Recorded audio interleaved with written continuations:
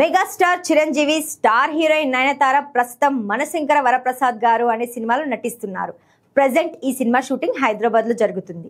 ఈ నేపథ్యంలో మెగాస్టార్ ఇంట్లో సందడి చేశారు నయనతార. ఈసారి దీపావళి వేడుకలు ఘనంగా జరుపుకున్నారు మెగాస్టార్. అందులో భాగంగా వెంకటేష్, నాగార్జున ఫ్యామిలీలను తన ఇంటికి ఆహ్వానించారు. అలాగే నయనతార ఈ వేడుకకు కూడా హాజరైంది. అయితే ఆమె సోలోగా చిరు ఇంట్లో కనిపించేసరికి ఈ పార్టీలో నయనతార మాత్రమే పాల్గొంది అని అనుకున్నారు. కానీ చిరు ఇంట జరిగిన దీపావళి పార్టీకి నయనతార తన భర్త విఘ్నేష్ శివాన్తో పాటు తన కొడుకులతో సహా పాల్గొంది.